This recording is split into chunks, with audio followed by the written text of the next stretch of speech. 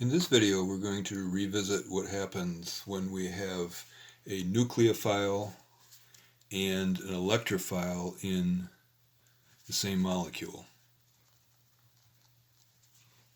We know that a carboxylic acid,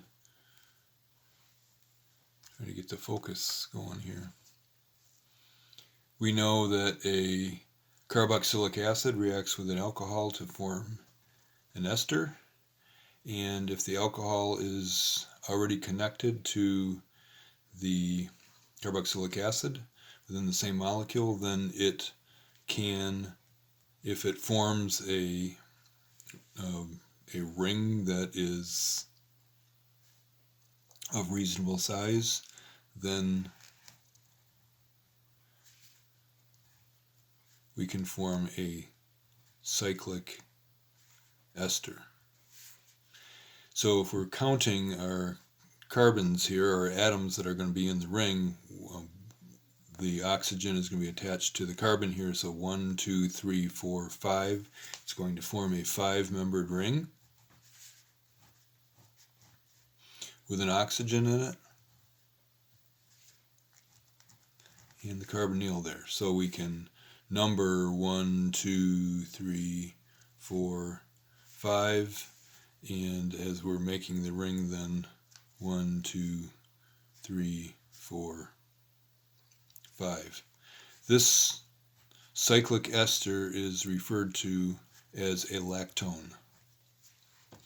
And various biological molecules have cyclic esters in the molecule, and those are known as lactones.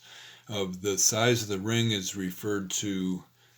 The way in which the ring size is designated is by the position of the alcohol on the chain. So if the position next to the functional group is called the alpha position, then the next position would be the beta position, and then the gamma position. So this is an example of a gamma lactone where the OH attached to the gamma carbon has reached around and formed a ring there.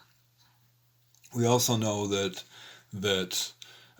when we have a nucleophile and an electrophile in the same molecule, if it's concentrated, the solution is concentrated enough, then they can react with neighboring molecules and go ahead and form polymers. And we can come back to that in a minute. But I want to also look at what happens then when we have a carboxylic acid and an amine in the same molecule. Again, the amine is the nucleophile, and the carboxylic acid is the electrophile. And if we have the amine attached to the beta carbon, then the product is going to have that name beta in it. So let's add here, kick out the leaving group, and form a 1, 2, 3, 4-membered ring with a nitrogen in it.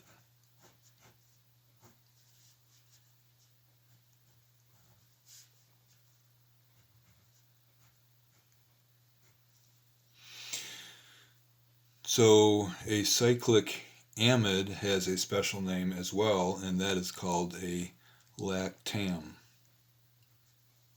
And so this is a beta-lactam. And there's a whole class of beta-lactam antibiotics. On your gold sheet where I had you circling functional groups, there's a couple examples of antibiotics that have this beta-lactam ring in it.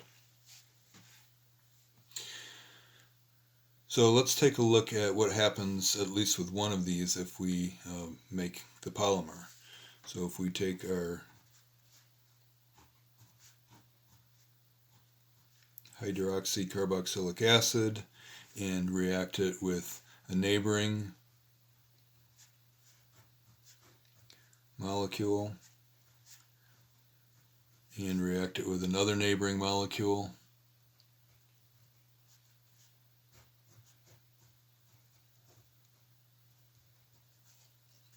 we can form a trimer, get rid of a molecule of water here, get rid of a molecule of water here, and connect them together.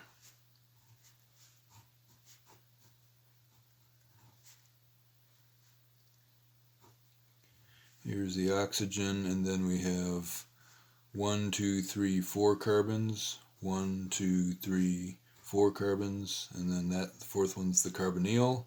And then we're on to the next oxygen here, and 1, 2, 3, 4 carbons, and on there. So here is our trimer, and we have practiced drawing structures of polymers by looking at a trimer and breaking apart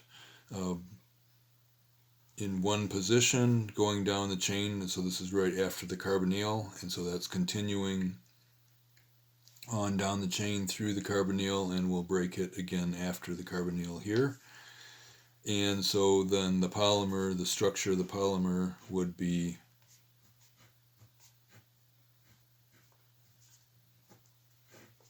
with the subscript N and the bonds going through both ends. And we can do something similar. I just realized that I had been drawing this off the bottom of the page. My apologies. So what I did here is I drew each of the monomers out together. I removed molecule of water, and I drew out a trimer.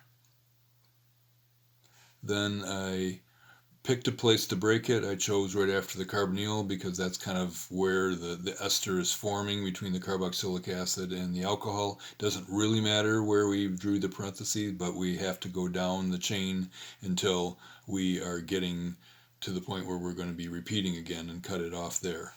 And so then here is the structure of the polymer.